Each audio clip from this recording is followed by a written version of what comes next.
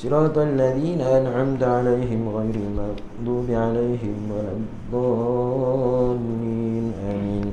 أعوذ بالله من الشيطان الرجيم. بسم الله الرحمن الرحيم. الحمد لله رب العالمين، والصلاة والسلام على أشرف الأنبياء والمرسلين وعلى آله وصحبه أجمعين. اللهم ارزقنا يا رب فهم النبيين وحفظ المرسلين وإلهام الملائكة المقربين في عافية يا أرحم الراحمين. رب زدنا علما وارزقنا فهما، وصلى الله على سيدنا محمد وعلى آله وصحبه وبارك وسلم، والحمد لله رب العالمين. قال رب اشرح لي صدري ويسر لي أمري واحلل عقدة من لساني يفقهوا قولي. رب يسر ولا تعسر يا كريم، رب يسر ولا تعسر يا كريم، رب يسر ولا تعسر يا كريم. Assalamualaikum warahmatullahi wabarakatuh. Tuan-tuan puan-puan dirahmati Allah SWT. Alhamdulillah, pagi ni kita sambung kuliah duha kita. Kita menggunakan kitab Qalbun Salim, iaitu syarah bagi kitab Penawar Bagi Hati. Kita sambung muka surat 231. Bismillahirrahmanirrahim. Qala musannif rahimahullahu ta'ala wa nafa'ana bi'ulumi fid darain amin. Tindakan ataupun amal. Ini tajuk besar dia, iaitu kedekut dan sayang kepada harta. Tindakan amal. Hendaklah engkau memaksa dan menguatkan diri sendiri dan bersikap pemurah. Hendaklah engkau istiqomah dalam keadaan begitu sehingga sikap pemurah menjadi kebiasaan pada dirimu. Jadi nak nak melatih diri supaya jangan jadi orang yang kedekut, jadi orang yang pemurah. Selain daripada pengetahuan, daripada tindakan kita, pertama sekali paksa kuatkan diri dan bersikap pemurah, dermawan, sehingga istiqomah dalam keadaan begitu sehingga sikap pemurah menjadi kebiasaan kepada dirimu. Kita ni jenis kedekut, tapi bila kita tahu apa keburukan kedekut ni, orang kedekut ni tak ada tempat dalam syurga. Jadi kena jadi orang pemurah. Macam mana tindakan kita ni kedekut, sayang harta.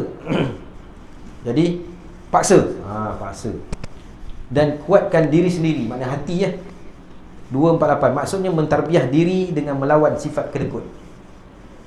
Dalam hati tu duk mikir-mikir kan, aku akan bagi kan, lawan. Dan bersikap pemurah. Hendaklah engkau istiqomah dalam keadaan begitu. Istiqomah yang susah. Istiqomah ni karamah yang paling tinggi sekali. Karamah yang paling tinggi ialah istiqomah.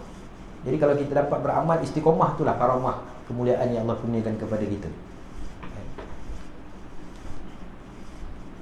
Jadi pemurah pun nak kena istiqomah. Baca Quran nak kena istiqomah.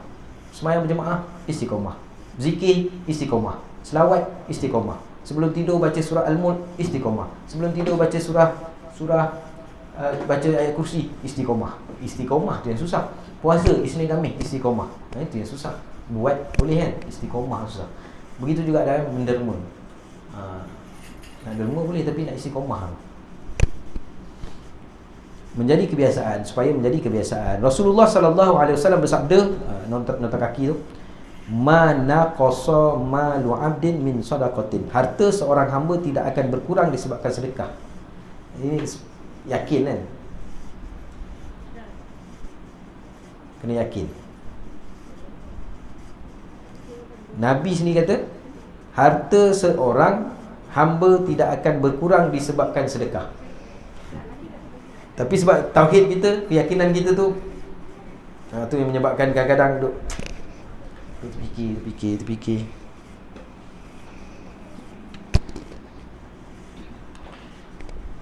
Lala langsung tak jadi. Jadi sebenarnya orang minta sedekah kita ni, dia sebenarnya sedekah ni bukanlah orang minta sedekah. Apa-apa pun kita infak tu dia kira sedekah. Tapi kalau contohnya macam orang minta sedekah kita, sebenarnya orang tu minta sedekah. Macam contoh kita keluar bank kan, ada budak tu kan, dia bagi kat bank. Faham? Sebenarnya kalau kan, memang kat bank sini kan, sebenarnya kalau kita pandang pada kita, apa badannya minta duit, okay, itu kita pandang. Tapi kalau kita pandang, ni Allah Ta'ala Allah Ta'ala hantar dia ni tunjuk bang, supaya nak melatih kita menjadi orang yang pemurah. Tapi kita pandang sudut kita tu yang jadi, kita pandang tengok badan besar pun, lepas tu sisa okok tu kita jadi kan. Tapi sebenarnya kalau kita pandang pada sudut pandangan sebalik kan, oh ni cara Allah Ta'ala hantar kita untuk kita menjadi orang yang pemurah. Jadi bila kita fikir macam tu, kita tak pandang dia dah. Kita kira bang, kita nampak ni Allah hantar dia untuk kita beramal dengan sifat pemurah. Tapi kadang-kadang kita bagi, kadang-kadang tak bagi. Tak bagi tu bila kita pandang, nampak tengok muka dia, itu bagi kan isap okok. Sebab kita pandang jadi terpulang. Kalau kita pandang nampak Allah Ta'ala hantar dia untuk melatih kita, nak bagi kita pahala, kita bagi. Kita tengah makan kucing panjat, kita nampak Allah Ta'ala nak bagi pahala kita dengan cara ni, kita bagi, potong roti canai tu sikit. Tapi kalau kita nampak menyomak lah kucing ni macam tu lah.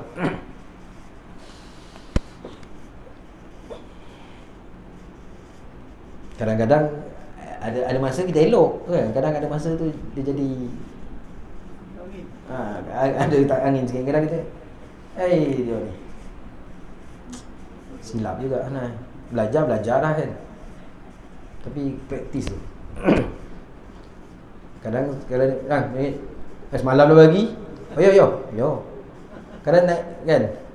Tapi sebenarnya itu lah, tak apalah, kita belajar lah, istiqomah.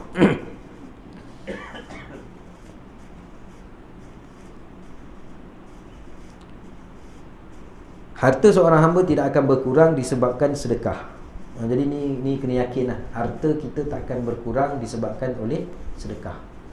Sebab apa? Mengimpan dia ni dia dulu kaya ni, dia ni dulu kaya ni, tapi sebab dia banyak harta dia rajin sedekah tu jadi miskin. Tak ada. Biasanya kita dengar orang ni rajin sedekah. Rezeki ni rezeki yang kita dapat satu, rezeki yang kita nak kena dapat. Rezeki yang kita tak nak pun rezeki juga sebenarnya. Kalau yang bab sedekah ni, kadang rezeki yang kita sedekah atau tambah tu, rezeki kadang tak disangka-sangka. Kadang rezeki tak disangka dapat. Kadang-kadang rezeki tu memang yang kita minta. Tapi rezeki juga, benda yang kita tak dapat pun rezeki juga.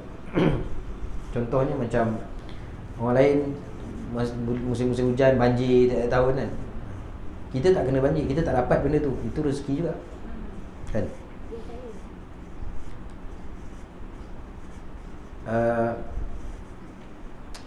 Dapat jiran yang baik, rezeki juga kan.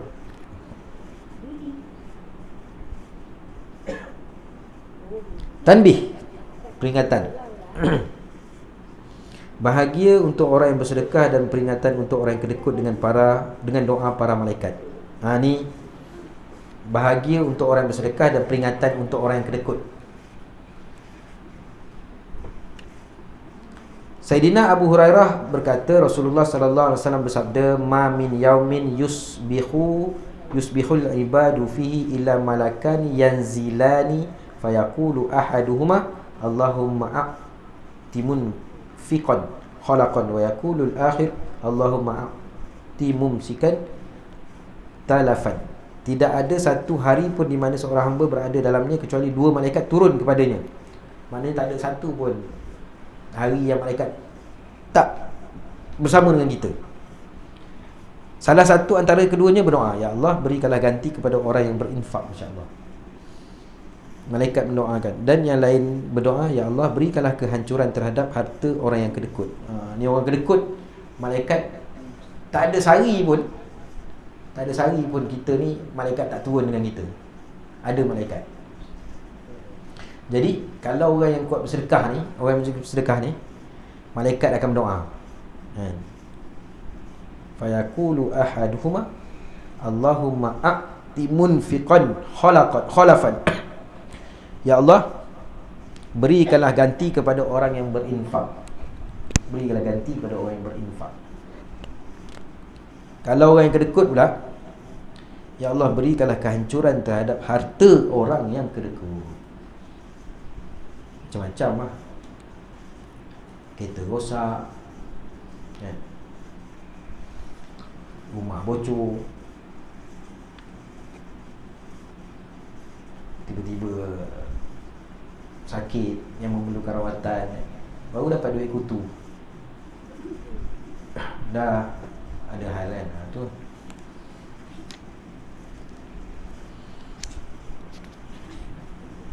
jadi jadilah orang yang pemurah. Cuma dalam tempat kita ni, alhamdulillah, sangat pemurah, kan? Sangat pemurah. Yang saya pergi ke Padang dulu, bulan lepas, 2-3 bulan lepas kan, saya pergi Padang, ada program dekat satu masjid. Jadi kita ni orang Malaysia datang kan, ada orang Malaysia, kita orang Malaysia datang. Jadi dia buat majlis tu budak sekolah rendah dia, sekolah tahfiz, budak tahfiz dia, sekolah rendah. Dia buat persembahan. Dia persembahan dekat kita ni yang datang ni, ada YB dia pun ada, rombongan Malaysia pun ada. Jadi nak menceritakan dia ni memerlukan dana untuk meneruskan persekolahan ni. Jadi dia kata 2-3 orang budak-budak dia buat persembahan, bacalah surah-surah yang terpilih, baca. Lepas tu YB dia bagilah duit. Orang Malaysia ni dia 100,000 sama dengan RM30 lah, RM36 lah, 100,000 kan? 300,000 sama dengan 100,000 sama dengan RM36, lebih kurang kot.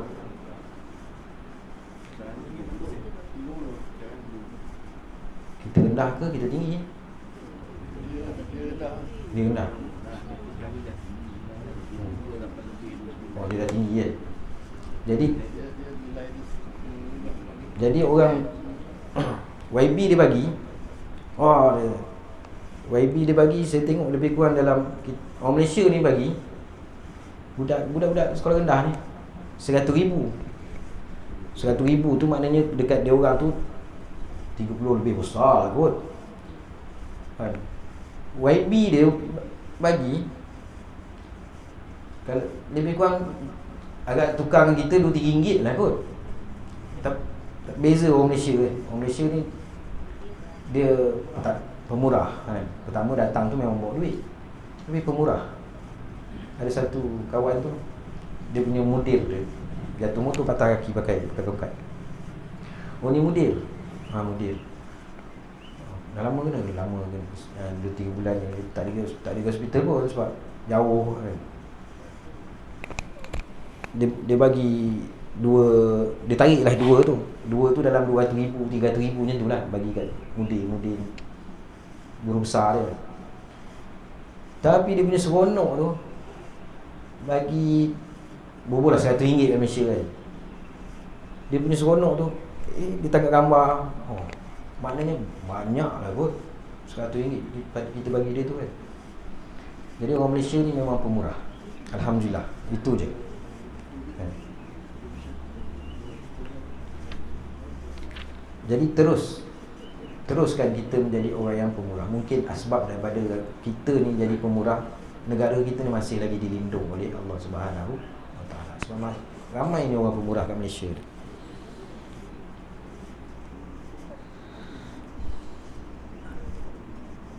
Jadi bila kita jadi pemurah, malaikat akan mendoakan kita, ya Allah, tambahkan kekayaan dia, tambahkan lagi harta dia. Kalau kita jadi kedekut, malaikat satu lagi akan doa, ya Allah, musnahkan dia punya harta dia. Ni orang kedekut ni, hancurkan harta dia bagi orang yang kedekut ni. Jadi mana nak? Jangan nampak saudara kan, anak buah datang haram tak ulu kan. Anak buah yang kecil-kecil lah, yang dah besar-besar tak perlu. Tapi kadang kita boleh tengok di kalangan saudara mara kita pun ada yang pemurah, ada yang jenis kedekut. Tapi sebenarnya kesan dia kita sendiri. Kalau nak senang, jadilah orang yang pemurah. Kalau nak kita rezeki kita bertambah, jadilah orang yang pemurah.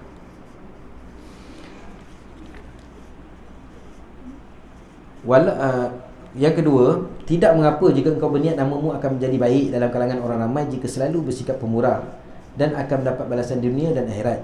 Walau bagaimanapun, jika sudah biasa menginfakkan harta ke jalan kebaikan dan sudah menjadi seorang yang pemurah, maka buangkan niat tadi secara beransur-ansur. Mula-mula tak apalah jika engkau berniat namamu akan menjadi baik di kalangan orang ramai. Kita ni daripada kedekut, lepas tu kita ni jadi orang yang pemurah. Dengan niat tu supaya nama kita ni menjadi di kalangan orang ramai ni, kita antara orang yang tak kedekut lah. Yalah, orang daripada kedekut nak jadi orang pemurah kan. Mula-mula niat tu adalah niat tu. Tapi dia kata tak apa, dah lama-lama dah istiqamah jadi pemurah, buanglah niat tadi secara beransur-ansur. Wallahu a'lam. Imam Al-Haddad menasihatkan kedekut ialah lokek yang melampaui batas, sebagaimana setengah ulama menyifatkan sebagai suatu cita-cita yang diharap-harapkan oleh seorang untuk membolot apa yang ada di tangan orang lain. Melampau batas, lokek yang melampau batas. Kedekut ni ialah lokek yang melampau batas, sebagaimana setengah ulama menyifatkan sebagai satu cita-cita yang diharap-harapkan oleh seseorang untuk membolot apa yang ada kat tangan orang pun, kalau boleh kita nak orang tu lepas ke kita. Adapun lokek itu apabila seorang itu merasa sayang apa yang ada dalam tangannya. Kedekut dengan lokek ni lain sikit. Kedekut lokek yang melampau. Lokek pula, lokek bukan lokek Negeri Sembilan ni kan. Kalau lokek Negeri Sembilan lekat. Adapun lokek itu apabila seseorang itu berasa sayang apa yang ada dalam tangannya. Paling banyak seorang itu akan berasa lokek untuk mengeluarkan hak-hak yang wajib daripada hartanya, seperti mengeluarkan zakat dan apa-apa yang seumpamanya. Sesiapa yang bersifat seperti itu, maka benarlah dia seorang yang lokek, yang terdedah untuk ditimpa celaan Allah Subhanahu Wa Taala dan ancamannya, sebagaimana diriwayatkan daripada Al-Quran dan hadis tentang perihal lokek. Lokek ni sampai seorang sayang dengan harta pada tangan dia tu, sampai kan nak keluar hak-hak yang wajib pun tak buat zakat lah, yang wajib zakat. Adapun orang yang lokek untuk membelanjakan harta pada jalan-jalan kebajikan dan amal bakti, padahal dia mampu melakukan yang demikian, maka perihal orang-orang ini adalah lebih rendah dan hina daripada orang yang sebelumnya. Adapun orang yang lokek untuk belanjakan hartanya pada jalan-jalan kebajikan dan amal bakti, padahal dia mampu melakukan demikian, maka perihal ini adalah lebih rendah dan hina daripada orang yang sebelum.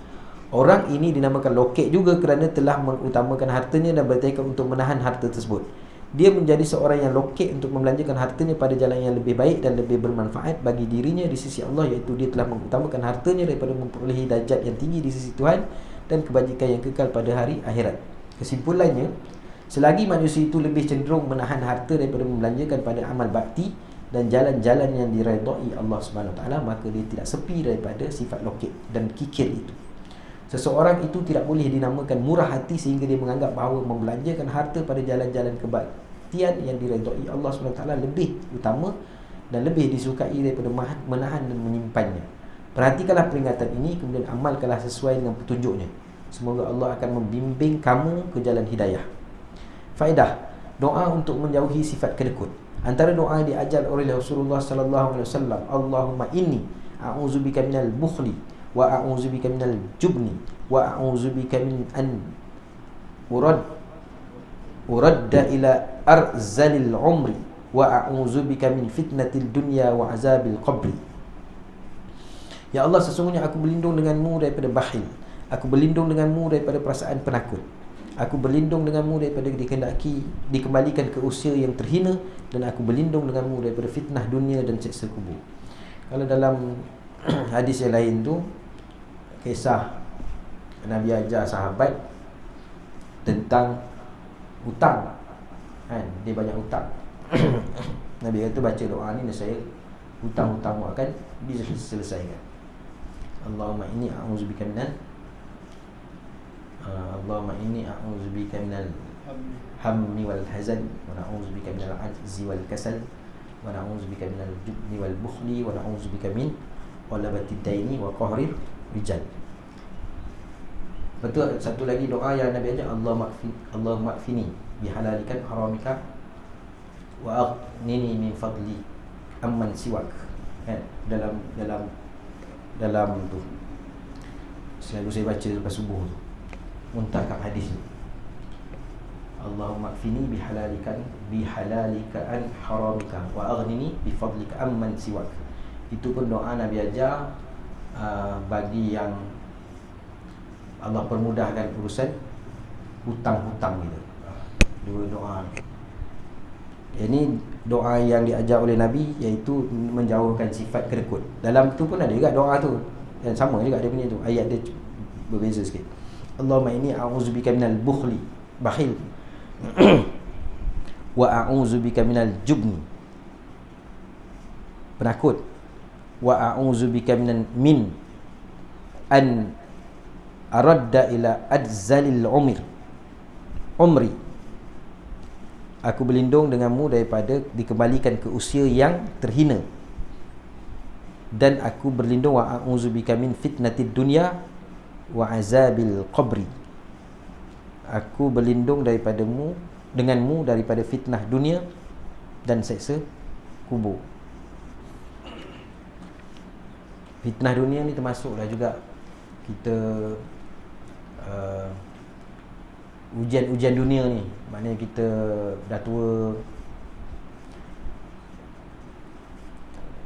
sakit yang sampai kan anak-anak kita susah, kita pun pakai pampers apa semua. Kita minta supaya itu termasuk juga fitnah dunia, ujian dunia kat kita kan. Ada orang dia sakit seminggu meninggal, ada orang 20 tahun, sampai anak-anak pun dah poning mana nak hantar ni. Alung tak dapat dia, alung kocor dah sebulan dah cuti ni, hantar sini pun tak mau, hantar sini pun tak mau. Jadi kita minta, itu antara doa fitnah dunia. Kemudian bab ke-6, suka kepada pangkat, jawatan atau kedudukan. Ketahuilah pangkat atau merasa megah ialah satu keinginan yang perlu dipenuhi kemahuannya, seperti menjadi kaya dengan memiliki harta benda yang banyak. Memiliki pangkat dan harta benda yang banyak, kedua-duanya menjadi sebab untuk menunaikan keinginan hawa nafsu dan tercapai apa yang diimpikan. Suka kepada pangkat adalah sifat yang tercela dan menjadi penyebab kebinasaan. Suka kepada pangkat, jawatan, kedudukan ni, dia nak benda tu. Suka kepada kedudukan tadi salah satu daripada sifat mazmumah, sifat yang tercela. Tapi kalau kita diberi jawatan tu atas kelayakan kita, maka kita minta berlindung kepada Allah SWT supaya Allah permudahkan. Kalau tidak kan siapa pula nak pegang jawatan pengurusi surau contohnya kan. Kita bukan tergegeh nakkan pangkat tu, tapi bila mesyuarat orang lantik kita, tak nak saya belajar pangkat kan, sifat mazmumah. Orang ni pun belajar agak, saya pun tak nak agak. Sudah tu PIBG pun tak ada orang nak jadi, kampung pun tak ada orang nak jadi, surau pun tak ada orang nak jadi. Parah. Jadi kita bukan nakkan pangkat tu, tapi bila Allah Ta'ala bagi kat kita kan, maka kita kembalikan kepada Allah. Allah akan permudahkan. Ini memang jenis kaki nak pangkat. Suka kepada pangkat adalah sifat yang tercela dan menjadi penyebab kebinasaan.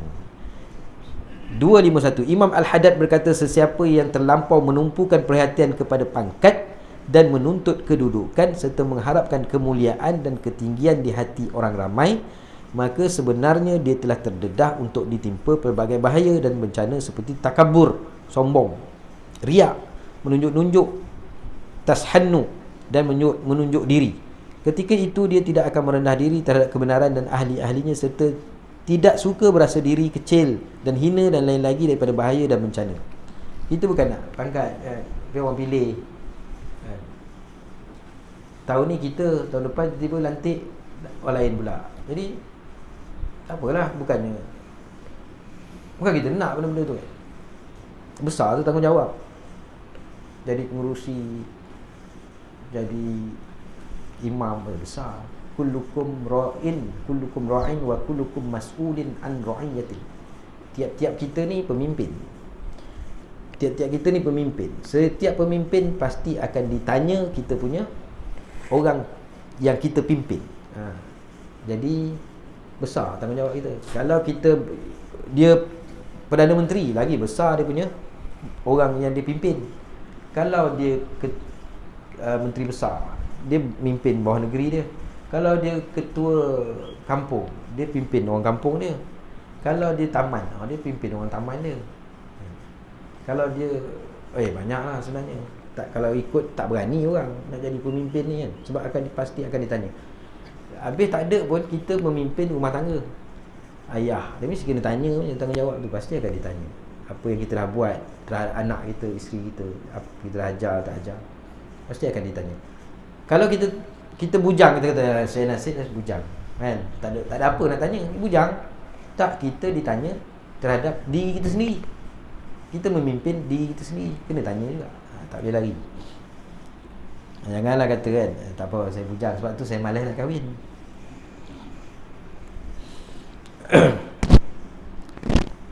Kalau betul-betul takut kan jadi pemimpin ni. Tetapi kalau benda tu orang pilih kita bukan sebab kita nak, maka kita minta tolong Allah Subhanahu Wa Taala permudahkan usaha kita. Kalau tidak sekarang tak adalah orang nak jadi.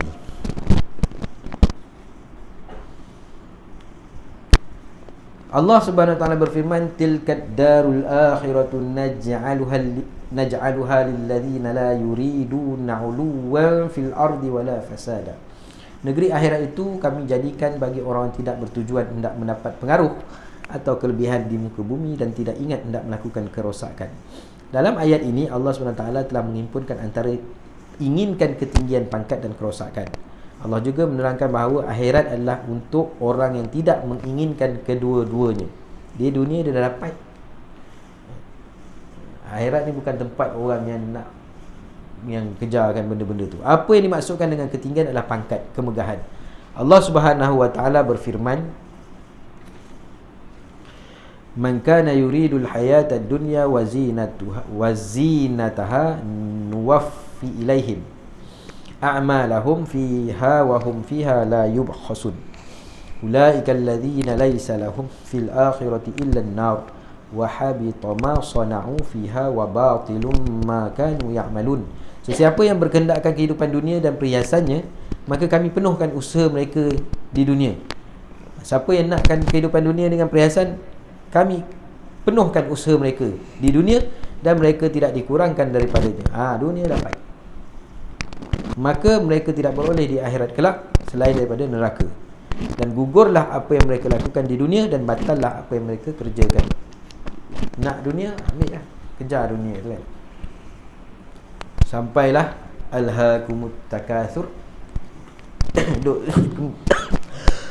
kejar-kejar dunia hatta zurtumul maqabir, sampailah sedar-sedar dah masuk kubur dah. Ayat ini menyebutkan tentang suka kepada pangkat kerana merasa diri berpengaruh adalah kesedapan dunia yang paling tinggi dan perhiasan yang paling banyak. Ayat ini menyebut tentang suka kepada pangkat kerana merasa diri berpengaruh adalah kesedapan dunia yang paling tinggi dan perhiasan yang paling banyak. Dunia pengaruh. Pangkat mempunyai kedudukan yang dipuji. Ketahuilah pangkat tidak dicela secara mutlak. Macam harta juga tak dicela secara mutlak. Begitu juga pangkat tidak dicela secara mutlak. Seperti juga dengan harta, tidak dicela secara mutlak. Bahkan ada juga pangkat yang dipuji dan manusia perlu kepadanya seperti mana manusia perlu sedikit harta. Oleh itu setiap pangkat yang diperlukan untuk tujuan kebaikan adalah dipuji. Contohnya pangkat seorang yang rapat dengan raja, yang menggunakan kedudukan untuk menghalang kezaliman dan untuk memberi nasihat kepada raja. Ini perlu. Contoh macam kawan saya dekat Tampin, dia baik dengan Tengku Besar Tampin. Jadi dalam pelantikan Mufti Negeri Sembilan dulu, tahun lepas kot, jadi isu dia orang ni nak lantik di kalangan orang yang menjaga agama ni, mufti ni, di kalangan yang berfahaman Wahabi. Jadi ramailah ustaz-ustaz ni nak minta cari orang yang berpengaruh untuk mempengaruhi orang besar ni. Minta tegur besar cakap melalui yang tuan besar nak ni. Jadi masa ni perlu cari orang yang rapat dengan orang, ada masa perlu untuk menghalang, untuk ceritakan, minta tolong halang orang-orang ni akan dilantik menjadi mufti Negeri Sembilan. Sebab bila masuk fahaman Wahabi nanti banyaklah akan diubah. Satu akan diubah. Jadi pangkat diperlukan untuk tujuan kebaikan adalah dipuji. Contohnya pangkat seorang yang rapat dengan raja, yang menggunakan kedudukan untuk menghalang kezaliman dan untuk memberi nasihat kepada raja. Maka dapatlah orang yang ustaz-ustaz ni jumpa menghadap dengan Tengku Besar Tampin. Dan sebab ada satu orang ni dia berpengaruh, ada pangkat sikit kan, boleh baik dengan Tengku Besar. Maka dapatlah antaranya Ustaz Abdul Rauf Pondok Tampin. Lepas tu ada lagi lah kan, orang yang ni pergi jumpa menghadap, beritahu apa akibat kalau lantik orang ni. Ubat suka pangkat, kedudukan atau jawatan. Ketahuilah ubat suka kepada pangkat adalah gabungan antara ilmu dan amal. Sama juga. Ubat kerekut, ilmu, amal. Ubat orang yang sukakan pangkat, sama juga, ilmu. Dia hendaklah tahu segala keburukan yang cepat di dunia jika ada pangkat, seperti manusia dengki kepadanya dan boleh mencederakannya. Dia hendaklah tahu juga susah menjaga pangkat daripada hilang, kerana siapa sahaja mempunyai pangkat, dia sentiasa dalam kerisauan, takut hilang pangkat.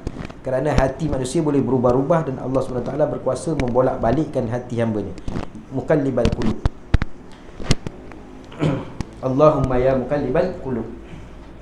Allah ni boleh membolak-balikkan hati. Daripada muda main baik orang ni, tiba-tiba dah masuk umur 50-an, 60-an, tengok boleh berubah. Ada yang kafir daripada muda, tengok ujung-ujung Islam. Ada yang Islam daripada muda, ujung-ujung boleh jadi kafir. Allah boleh membolak-balikkan hati manusia. Sebab tu dalam doa kita, Allahumma ya muqallibal qulub, sabbit qulubana ala dinika wa ta'atik. Allah ni boleh membolak-balikkan hati kita. Kita minta Allah kekalkan kita, hati kita ni ke atas agama Allah. Kan kita tengok orang kan, kita duk ngata orang, lalah kita lah boleh jadi berbolak-balik. Dulu rajin datang surau, cakap orang ni semua orang tak datang surau. Kita pula lalah ujung-ujung kita pula orang jenis bukan kaki surau pula kan. Boleh kita mengata orang sedap sangat.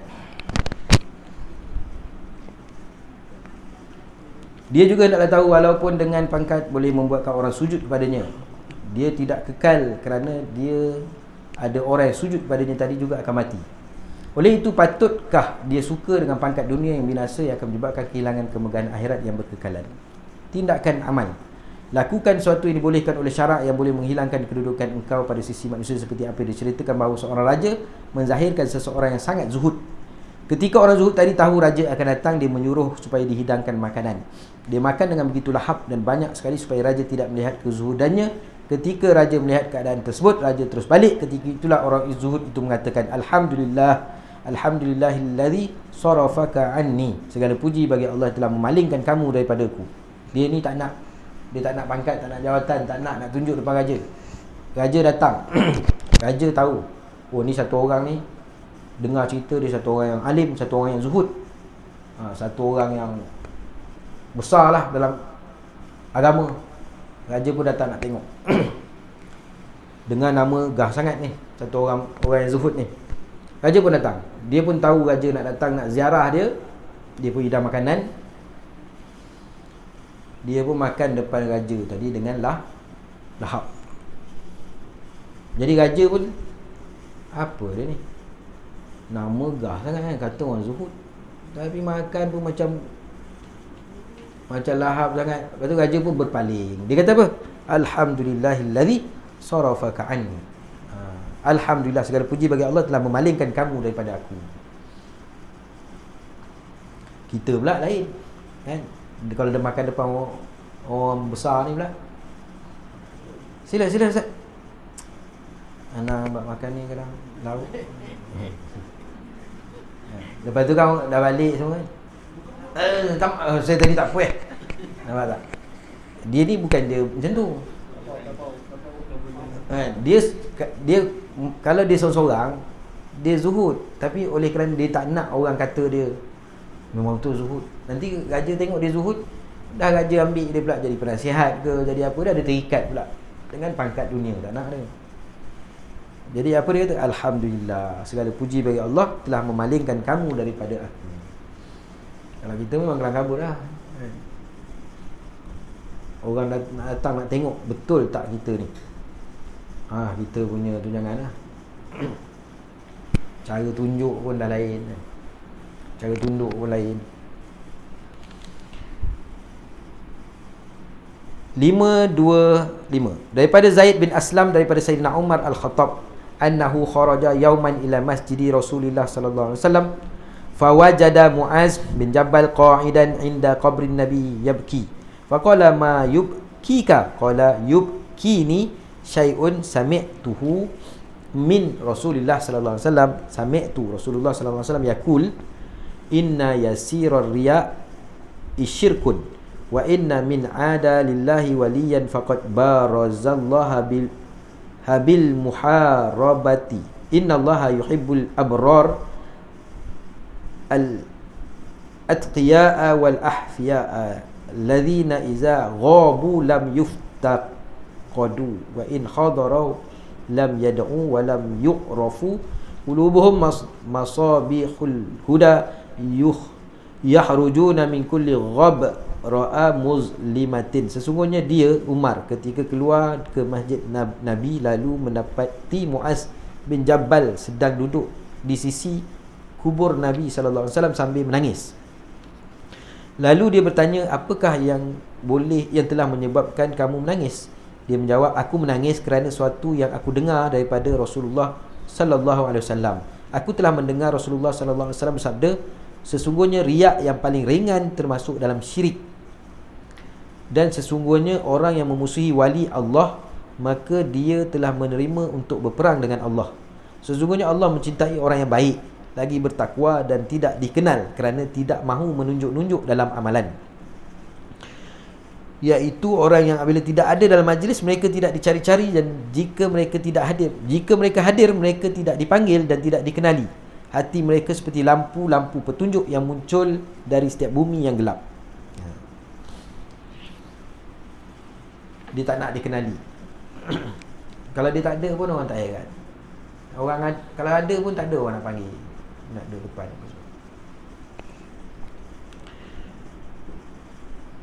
Kisah macam kisah Uwash Al-Qarni kan. Uwash Al-Qarni, dia duduk kat kampung dia Al-Qarni kat Yaman tu.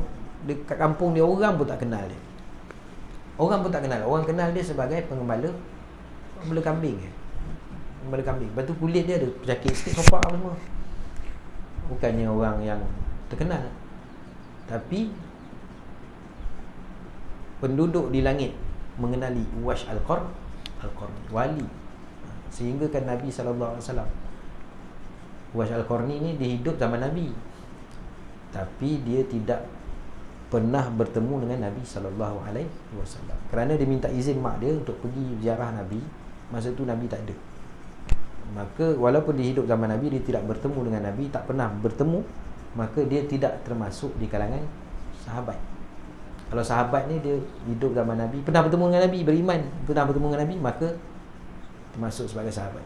Jadi dia tabi'. Jadi Uwash Al-Qarni ni, dia Nabi bagi hadiah dekat dia, jubah untuk serahkan kepada dia melalui Sayyidina Umar. Dengan Sayyidina Ali bawa pergi cari Uwash Al-Qarni. Jadi orang kampung tu bila khalifah cari kan, Uwash Al-Qarni biasa-biasa je, dia beli kambing kat sana. Rupanya Uwash Al-Qarni ni wali.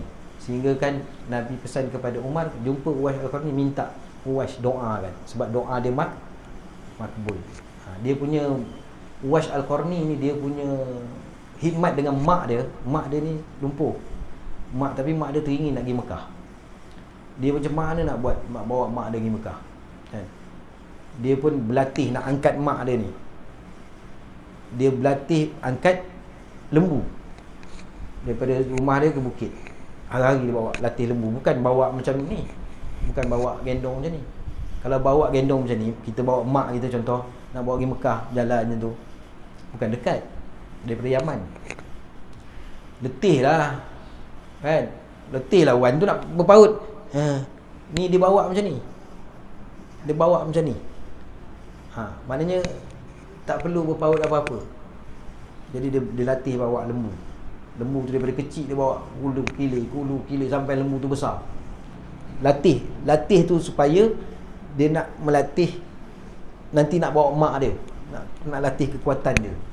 Akhirnya sampailah dia boleh bawa mak dia pergi Mekah dengan dalam keadaan macam tu.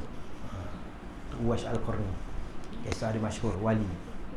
Tidak dikenali oleh penduduk bumi, tetapi dikenali oleh penduduk langit. Doa dia makbul. Sehingga Nabi kalau jumpa Uwais minta doa.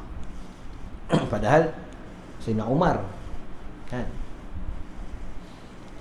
Jadi orang kampung pun tak heran. Orang kampung pun Uwais tak ada apa-apa pun, gembala kambing je. Kalau kita ni kemain kan, kalau boleh nak orang kenal kita, Yazubillah min zalik. Tapi tak kisah, kita orang tak kenal kita pun tak apa kan. Relax. Kita pergi tempat orang pun orang tak kenal. Orang tak tahu pun kita ni rupanya JKK, pengerusi kan. Ini kan pergi pengerusi ni tak panggil, aku ni pengerusi. Contoh je contoh macam saya contoh kan. Aku ni imam kat surau ni, aku dah pergi tempat orang tak ada apik pun, makan main beratur macam orang biasa. Sebenarnya tak kisah pun kan. Ni kan merajuk kan.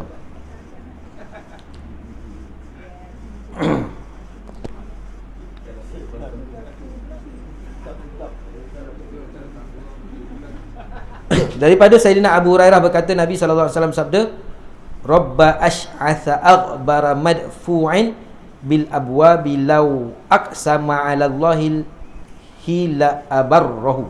Betapa orang ramai yang kusut rambutnya ditolak dari semua pintu, tetapi jika dia bersumpah dengan nama Allah untuk satu tujuan, nescaya Allah akan memenuhi sumpahnya iaitu mengabul permintaannya. Ini waliullah kan.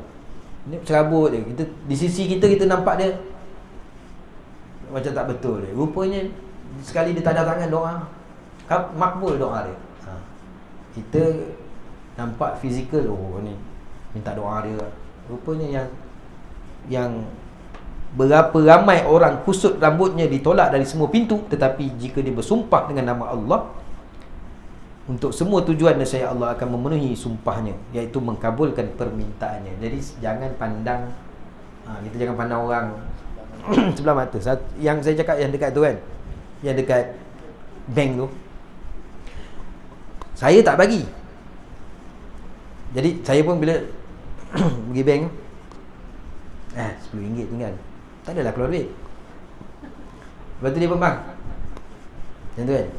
Lepas tu saya tengok ada satu budak muda ni, dia pakai seluar jeans ni, pakai biasa ni. Dia pun bang, doakan saya bang